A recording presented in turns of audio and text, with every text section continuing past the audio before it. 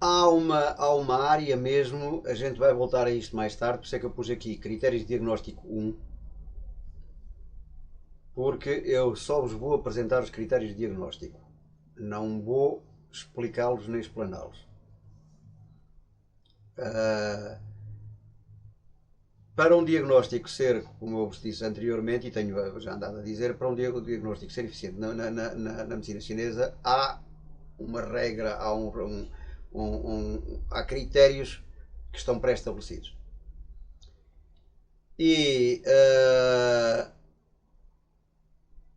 só a validação desses diversos critérios é que determina efetivamente a origem do síndrome. E então, os métodos sem os quais não é considerado diagnóstico são a observação, a auscultação e olfato, a anamnese e a palpação. E eu pus aqui, estes 4 métodos não são utilizados isoladamente, às vezes é necessário usar mais que estes 4 métodos. Mas sem estes 4 eu não posso dizer que fiz um diagnóstico. Porque eles validam-se entre si. Só quando eles se validarem entre si é que eu consigo apontar para a causa definitiva. Estes 4 métodos não são utilizados isoladamente, mas são integrados para formar um quadro diagnóstico completo e coerente. Dentro da observação está, por exemplo, a expressão, a forma como uma pessoa, a cara, a cor do rosto, a língua, que é o que nós vamos ver, por isso é que eu tive por isto aqui antes. A postura da pessoa, a forma como ela está perante mim e como ela age, até ao entrar da porta, como é que ela vem, porque muitas vezes ela entra na porta de uma forma e depois perante mim corrige. As secreções e etc. Há mais. A auscultação e olfato. O som da voz, o tom da voz, a respiração, tosse, pigarrear, ou suspirar, os odores do corpo, a anamnese, e nós à frente eu vou-vos dar uma estrutura de como é feita uma anamnese e quais são as perguntas fundamentais, estruturantes para conseguir ter um diagnóstico, que inclui o histórico, os sintomas, os hábitos da pessoa, as emoções prevalentes e as queixas que a trouxeram até nós. A palpação do pulso, eu também vos vou dar uma ideia acerca disso. Não vamos fazer um curso de pulsologia, porque, no entanto, eu posso pôr online se vocês quiserem, mais tarde. A pulsologia é extremamente eficiente, mas é muito difícil e é preciso prática. Mas há coisas básicas no pulso do doente, coisas muito simples, e que nos dão uma ideia muito boa em relação a alguns pormenores. Pontos de pressão. Há pontos no corpo onde, se a gente tocar, a pessoa se vai queixar. A forma do abdômen, se está distendido, está a temperatura da pessoa, etc. Portanto, são estes 4 métodos, no mínimo, que validam um diagnóstico. Passando a isto, vamos falar então sobre a língua. A língua é o espelho das vísceras. Na medicina tradicional chinesa, a língua é considerada um mapa, hoje estou a embrulhar a voz, um mapa direto do estado dos órgãos internos, pois possui conexões energéticas com todos os sistemas do corpo. Isto não é verdadeiro unicamente para a língua. Nós somos sistemas dentro de sistemas e o nosso corpo são sistemas dentro de sistemas, e eu posso fazer um diagnóstico através do pé, da orelha, da quase qualquer parte do corpo. A verdade é que a língua é um dos locais onde mais facilmente isso acontece, onde mais facilmente é visível e se exprime o funcionamento do resto do sistema. Ok? E é por isso que é usada. Temos então que fundamentos teóricos. Relação com os 5 movimentos e órgãos. O fogo, o coração, exprime-se na ponta da língua. Já vamos ver isso. Correspondência com emoções, consciência, sono e não só. Foquem-se mais aqui nesta parte. O baço exprime-se no centro da língua. Isto é a relação direta com a digestão, a transformação dos alimentos. O pulmão exprime-se na zona média anterior. Isto está relacionado com o sistema respiratório, é a eliminação. O rim exprime-se na base da língua. Está relacionado com a energia vital, envelhecimento e ossos. O fígado exprime-se no lateral da língua. Tensão, raiva, fluxo de qi. Aqui onde está isto estão todas as outras expressões que a gente já viu anteriormente e que eu não sei se cheguei a pôr um mapa até com... Acho que sim. Eu coloquei aqui um mapa isto é da internet, uma grande parte destas coisas são da internet. Se algum dia alguém vier pedir direitos de autor, a gente tem que os pagar ou tirar a imagem. Mas se forem à internet e puserem mapa da língua, há N. Tem aqui mais ou menos a localização da expressão do órgão na língua. Esta parte de trás aqui é onde se expressa o rim e a bexiga. Esta zona a seguir, o intestino grosso e o intestino delgado. Aqui no centro, o estômago e o baço.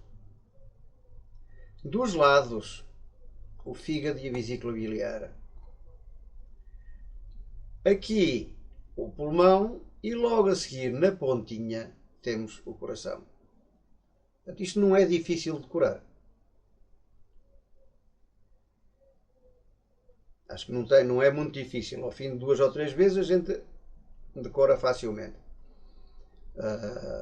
Até porque se nós olharmos para isto, e uma coisa que tem curiosa, seja na orelha, seja no pé, seja na língua, quando há um mapa destes, estes mapas estão distribuídos pela mesma ordem que estão distribuídos no corpo. Neste caso é invertido, porque o coração está na parte de baixo e o rim está na parte de cima. A língua teria que estar virada ao contrário, mas a ordem é a mesma. Portanto, temos o coração em cima, o pulmão logo um bocadinho mais abaixo, o estômago um bocadinho mais abaixo, o fígado e a vesícula biliar dos lados, o intestino mais abaixo e o rim lá no fundo. Portanto, não é muito difícil a gente decorar isto. Ok?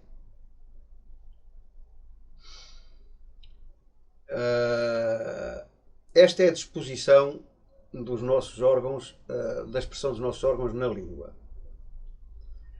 Então vamos começar a observar a língua. A primeira coisa, e já vimos lá em cima nos critérios de diagnóstico, a observação. Observação sistemática da língua. Eu olhar para a língua, a primeira coisa que olho é a cor.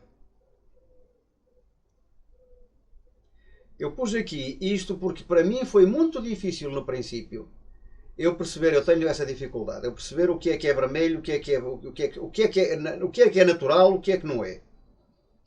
Porque a minha língua sempre teve uma cor. Eu sempre olhei para ela com essa cor. E para mim isso era o natural da língua. Portanto, eu pessoalmente tinha dificuldade em distinguir uma língua rosada de uma esbranquiçada, de uma avermelhada. E eu arranjei este mapazinho que tem as cores muito próximas do que é a realidade. Até porque isto é uma fotografia. E temos aqui uma língua rosada, uma língua esbranquiçada, uma arroxeada e uma avermelhada. Ok? E vamos ver então o que é que nos dizem os tons da língua, de uma forma muito básica. Eu olho para o doente, a língua de fora, e vejo a língua pálida. Ok?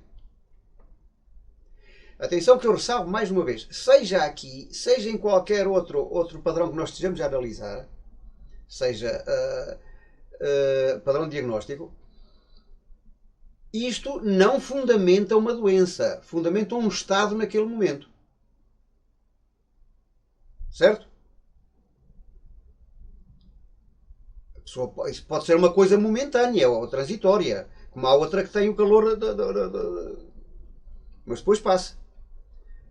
Por isso é que eu não posso chegar e dizer assim, você tem a língua esbranquiçada, você tem isto. Não, não posso. Mas sei que se ela tiver a língua esbranquiçada, naquele momento essa pessoa está com deficiência de Qi, de sangue ou Yang.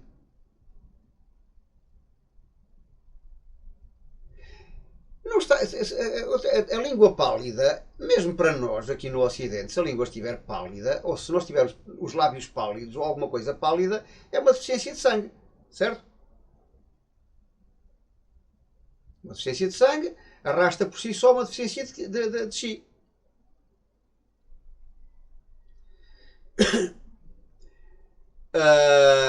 Exemplo padrão, isto é uma pessoa com anemia ou com fadiga crónica, segundo os nossos padrões aqui ocidentais. Agora, para o chinês, língua pálida é uma deficiência de Qi, de sangue ou de Yang. Deficiência de energia, entre aspas, de sangue ou de Qi. Eu olho para a pessoa tem língua muito vermelha.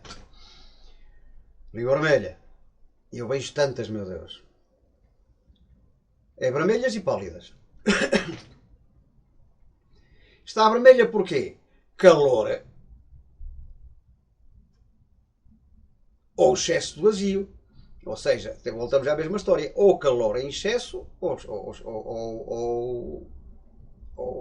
vazio de frio. Situações em que a gente costuma ver isso aqui no Ocidente, inflamação, febre, hiperatividade, etc. Porque a gente fica com a língua vermelha. Que a verdade é que a gente anda com ela vermelha muitas vezes e nem se apercebe. Eu olho para o doente e vejo uma língua vermelha escura, carregada, às vezes violeta mesmo, púrpura, arroxeada.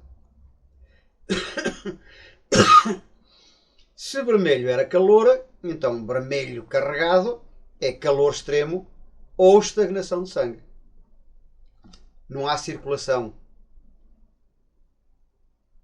O radiador está encravado. Casos em que é comum nós vermos aqui no Ocidente é uma inflamação grave ou uma dor aguda. Língua azulada, arroxeada. Frio intenso ou estagnação de sangue.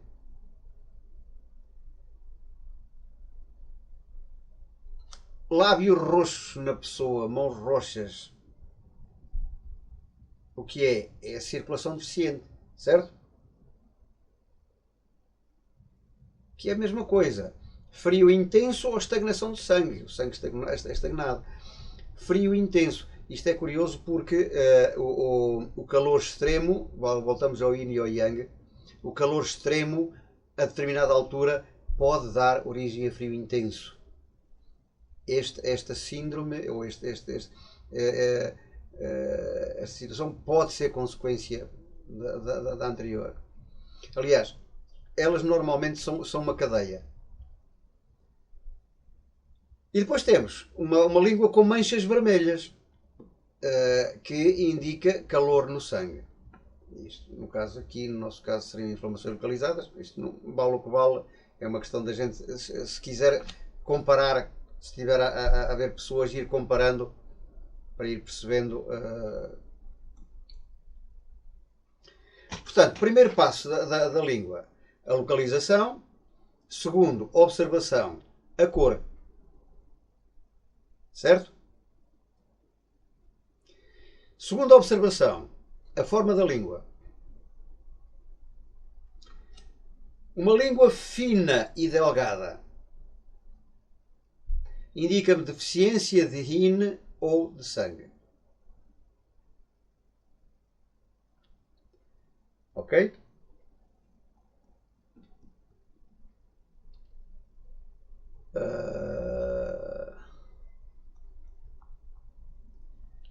Língua fina e delgada, deficiência de yin ou de sangue. Vamos lá ver outra vez naquela relação. O que é o yin? É a matéria. É o físico. Se eu tenho a língua fina é por falta de físico. Não é?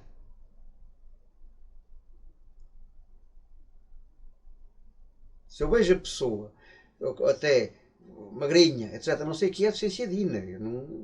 Depois pode ser por outra razão qualquer, mas ela está com deficiência de yin. A língua fina é uma deficiência de yin. É uma deficiência de matéria. Língua inchada, umidade, fleuma ou deficiência de yang. Deficiência de energia. Se ela fininha era deficiência de yin, então a grossa, inchada, é o oposto, deficiência de yang. É matéria a mais. Certo? Está inchado, também tem matéria a mais. E tem matéria a mais por deficiência de yin, de energia, de yang.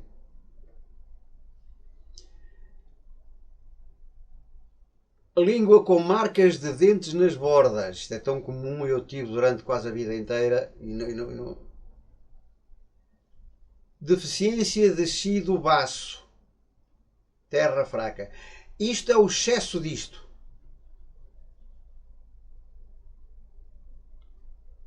Deficiência de yang. Quem é que gera para o sistema é o baço. Se o baço está deficiente, a língua incha tanto que acaba por ficar com marcas de dentes. E aí é trigo limpo, farinha amparo. Se vocês olharem para uma pessoa e ela tiver marcas de dentes na lateral da língua, pode a origem do problema dela nem ser esse. Mas de certeza absoluta não há sombras de dúvidas que essa pessoa tem deficiência de baço. Isto porque as marcas de dentes não aparecem de um dia para o outro. A língua até pode ficar vermelha de um dia para o outro e ficar branca de um dia para o outro, mas as marcas de dentes não aparecem de um dia para o outro. Significa que a língua inchou e anda inchada há muito tempo. Certo? Portanto, aí é certinho, direitinho. Língua rachada ou fissurada é deficiência de yin. Secou tanto que rachou. Especialmente estômago ou rim. Pronto, mas depois isso já será em segundas núpcias. Uma língua rígida, dura, indica um excesso, geralmente fígado. Uma língua flácida, mole, deficiência severa de qi, ou de chi. Já tem aqui duas observações. A primeira, a cor, e a segunda, a forma da língua. O diagnóstico por a língua por si só é muito eficiente. Tilmado, desculpa interromper. Sim. Então, a língua trincada, eu fiquei com a ideia que era do fígado, porque o fígado é nas laterais. As laterais, já lá vamos, ao fígado. A língua com marcas de dentes, o que indica, a gente já vai ver o que é que indica na língua o órgão. a língua com marcas de dentes, as marcas de dentes não têm origem na língua. As marcas de dentes têm origem por a língua estar inchada durante muito tempo, certo? E por isso é que ela fica com marcas de dentes. Ora, a língua inchada é indício de quê? Umidade. A umidade vem de onde? Vem do baço. Deficiência de Yang. Quem é que gera Yang? O baço. Portanto, isto é o prolongar disto. Aliás, se vocês forem ver, isto é sempre o prolongar uns dos outros. Isto é Yin e Yang. Uma deficiência de yin ou de sangue gera uma deficiência um excesso de umidade, que depois gera uma deficiência de baço, que depois gera uma deficiência de yin, que depois gera um excesso de fígado e uma deficiência severa de qi. Portanto, isto normalmente é sempre um processo. A pessoa, se tem a língua com marcas de dentes nas bordas, provavelmente já passou por isto.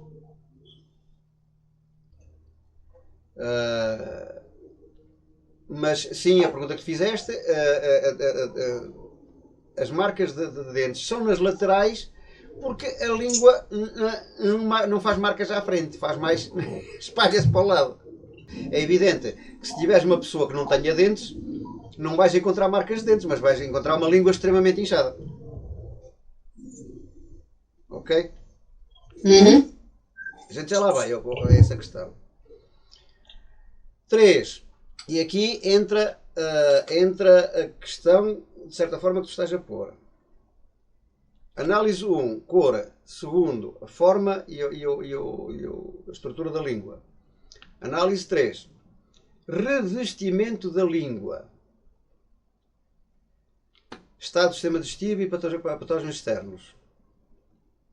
A língua normal é coberta por uma camada de saburra esbranquiçada, fininha, quase transparente. E é coberta por ela toda. Escusam de lavar. O meu filho agora há dias apareceu e assim, opa, vais gastar as escovas de dentes? Que isso não sei. Escusam de lavar, de esfregar, podem meter um alicate, fazer o que quiserem, porque isso não sei. A saburra na língua, indica o local onde está a saburra, indica o desequilíbrio dos órgãos. Isso não está aqui, mas a gente já lá chega. Agora, uma língua normal é coberta pelo todo de uma camada de saburra branca, fininha, quase como um véu. Na sua totalidade. Tudo o que não for isso é anormal. Indica patologia. Língua normal, saburra fina, recebendo saudável. Um revestimento de saburra espessa, branca ou amarela, significa que o fator patógeno, ou seja, o problema que a pessoa tem, está-se a aprofundar. Já vamos ver o que é que são os fatores patógenos ou isso aqui. Ou seja, se ela tem numa determinada zona, ou se tivesse ou por todo a língua mais uma saburra muito espessa, significa que o que está a provocar essa saburra está mais enraizado. Língua sem saburra, e isto vê-se muito. Vermelha. Língua vermelha. Deficiência de yin ou estômago severamente afetado. Já falámos de cor da língua. Vermelha, deficiência de yin. Deficiência de matéria.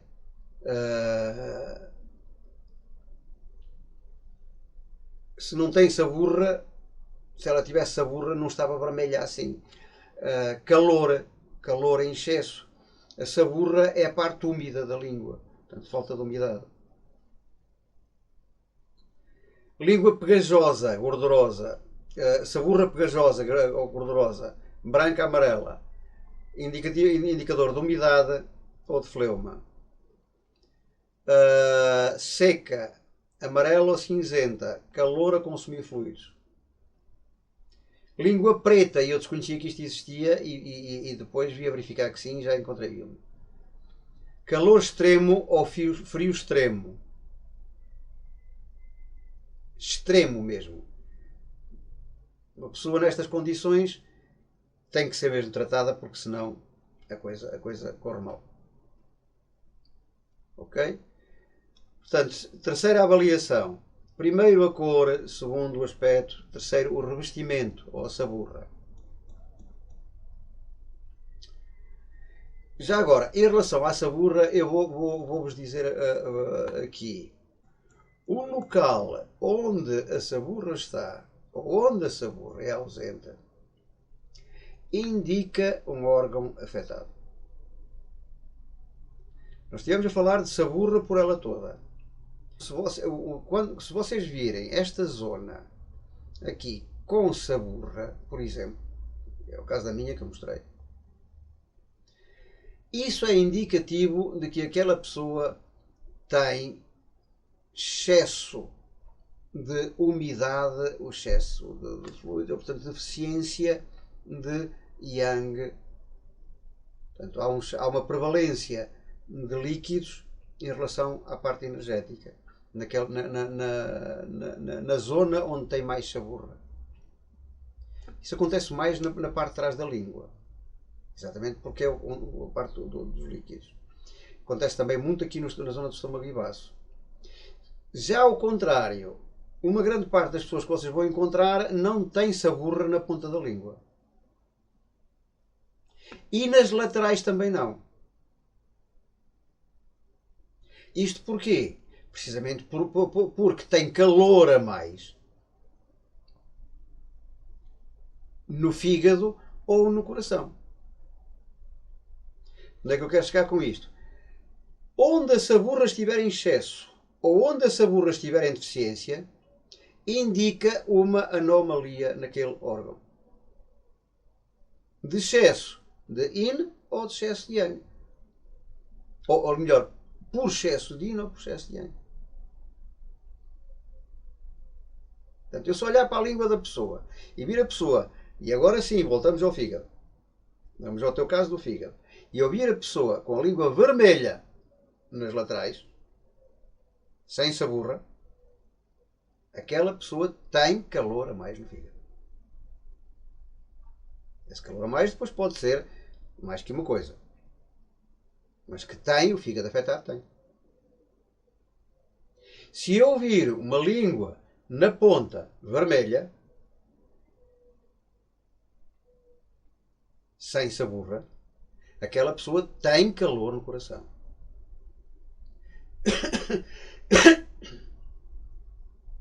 E isso pode ir até, e há bastantes pessoas, está aqui uma pessoa que se calhar conhece uma que tem isso, que se esse calor se for reiterado durante muitos anos, etc., a língua acaba mesmo por consumir a ponta da língua e a pessoa fica com a língua bifurcada à frente.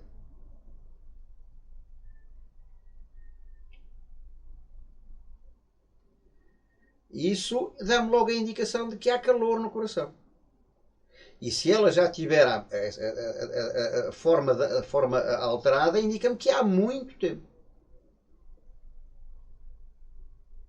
Portanto, eu, por análise até básica da língua, posso tirar uma série de conclusões muito simples, só por olhar para, muito simples, não, muito profundas, só por olhar para a língua.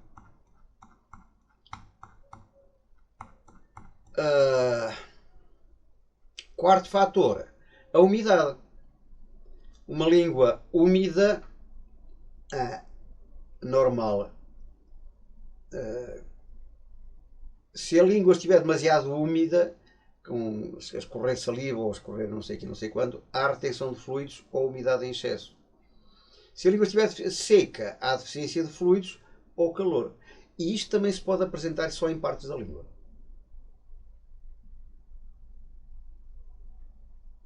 Ok? Deu para entender?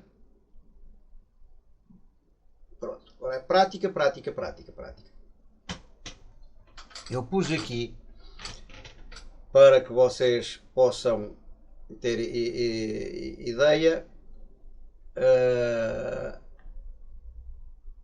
observações de 4 ou 5 observações da língua a darem indicadores, e são indicadores, a gente não pode dizer eu fiz o diagnóstico de, olhando para a língua, nem para nada, mais uma vez volto a repetir, só quando forem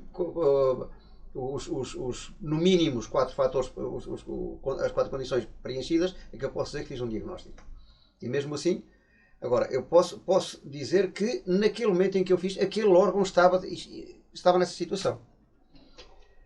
Um exemplo para a língua com deficiência da tecido baço. E porquê? Corpo da língua pálido. Deficiência de chi e de sangue. Está pálido, tem deficiência, ou sangue. Marcas de dentes nas bordas. Baço fraco, incapaz de transformar fluidos. Saburra fina e branca. Ainda uma doença ainda relativamente leve, não é muito profundo. Ligeiramente úmida, tendência para a umidade. Isto indica-me que há uma fraqueza do tecido baço, não muito profunda. Deficiência de tecido baço com tendência à umidade. Começa a ter tendência a gerar umidade. Entenderam porquê? Corpo pálido, falta de sangue. Marcas de dentes, baço. Saburra fina e branca, ainda é um padrão leve.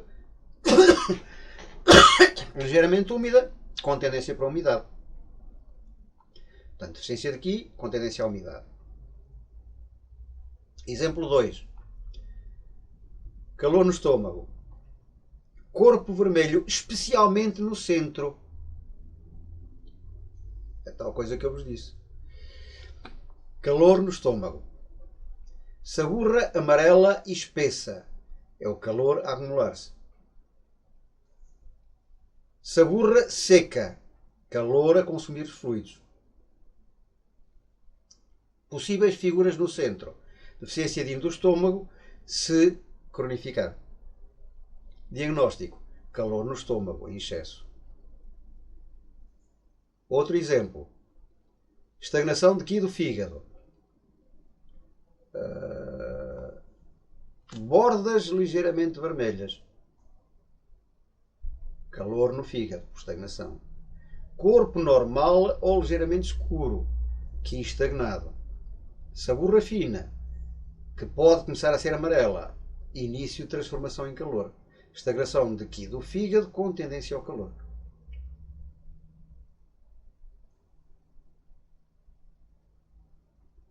Percebem o nexo de casualidade? Porque é que o diagnóstico é feito assim? Um outro exemplo. Deficiência de do rim, por exemplo. Corpo da língua vermelha, especialmente na raiz. Estão a ver a tal história da presença ou ausência de saburra a indicar o órgão que está deficiente? Corpo vermelho, está vermelho é por calor. Calor vazio, portanto deficiência de índio. Saburra ausente ou muito fina, deficiência de fluidos. Possíveis fissuras, deficiência severa de yin, se tiver. Pode ainda não ter. Língua eventualmente mais pequena, constituição fraca, por deficiência de yin. Língua mais pequena, falta de matéria. Diagnóstico, deficiência de yin do rim com calor vazio. Exemplo 5. Pensava que eram só 4. Síndrome de umidade-calor. Corpo vermelho. Estes nomes, os nomes das síndromes, vocês não precisam de os decorar, pelo menos para já, porque elas são uma quantidade enorme. Portanto, mas o que nós vamos trabalhar é essencialmente o estado dos órgãos e por deficiência ou por excesso, etc. Há algumas que são as mais comuns que depois ao ir falando vão ficando no ouvido. Corpo da língua vermelho, calor. Saburra espessa, amarela e pegajosa, umidade e calor combinados. Manchas vermelhas, calor no sangue, língua inchada, umidade a acumular-se. Eu coloquei aqui algumas línguas para vocês se entreterem depois a olhar. A língua número 1, uma língua vermelha não obesa, apesar de ter aqui, esta língua tem aqui, mais vermelha na ponta, eu não pus aqui. Esta língua tem aqui duas coisas que me dão ideia. A primeira é, está mais vermelha na ponta e é ligeiramente bifurcada, ou seja, isto indica-me aqui uma síndrome de decoração por calor. Há outra coisa, a língua aqui no fundo não dá para ver, mas parece-me ser mais fina, o que faz conexão, porque se ela tem calor aqui é normal que tenha deficiência de rim também. Pode acontecer que tenha deficiência de rim. Mas pronto, olhando para esta língua, não está aqui escrito, é uma língua, eu só está aqui, língua vermelha não está obesa. Olhando para esta língua, eu consigo ver uma série de coisas. Ela está aparentemente normal, mas aqui, por exemplo, o coração diz-me logo que não está bom. Língua 2, uma língua pálida, esbranquiçada e obesa. Cá estão as tais marcas de dentes, que não são só na lateral, até vem até aqui à frente. Está muito obesa. Isto é o indicador logo e vocês veem aqui que está aqui uma saburra mais espessa. Isto aqui é um indicador para mim que não faz grande diferença para o caso aqui. Mas se há aqui uma saburra mais espessa, estamos a falar da zona do intestino, por exemplo, e voltamos à mesma história, umidade, etc. E depois, aqui uma língua vermelha, intensa e bifurcada na ponta. E comida dos lados. Isto é um síndrome de calor extremado. Muito extremado. Uma situação já muito complicada. Ok? Para que vocês não precisem de passar porque eu tenho passado, eu coloquei aqui umas coisinhas que encontrei na internet, mas se vocês forem à internet e pedirem imagens de síndrome de língua, está lá. Língua normal, uma língua por deficiência de Xi, saburra branca e fina, marcas de dentes, pálida com manchas vermelhas. Uma língua com excesso de calor, saburra amarela, fina, vermelha. Ok, tem aqui uma série de padrões mais comuns de línguas. Bebê, deixa a esferográfica. Oh, queres ir brincar? Vai.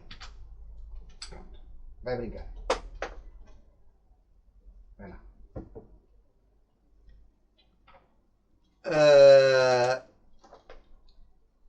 Vão olhando para isto, entretenham-se agora, para as pessoas de casa, as pessoas de fora, quando tiverem a olhar, vão pondo o olho na língua e vão tirando ideias daí. Eu pus aqui mais um outro quadro com modelos de língua e a descrição e o que é que está a acontecer, a descrição do... portanto, entretenham-se, pratiquem, comecem a olhar para a língua do pessoal. Quando chegar a pé de alguém, ponham a língua de fora, e ele responde, e vocês dizem, olha, estás notificado. Porque isto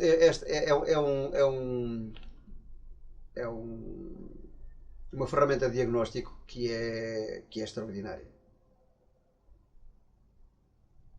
A medicina chinesa, de uma forma muito suave, muito abrangente, consegue-me dar explicações de quase tudo.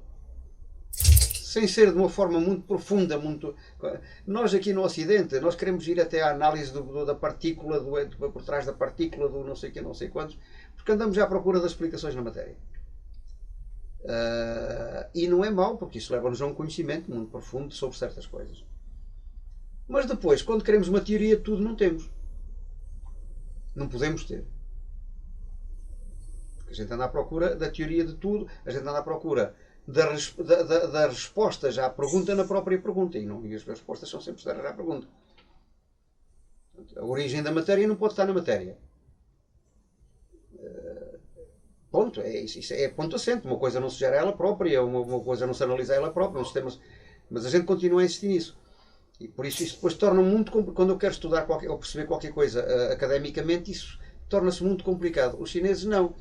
Eles pegaram na própria natureza e olharam para isto e perceberam leis simples, básicas, que quando a gente pega nelas se pode aplicar a tudo e dão explicações muito boas para quase tudo. E por isso é que eu gosto, inclusive é para a medicina. Ok?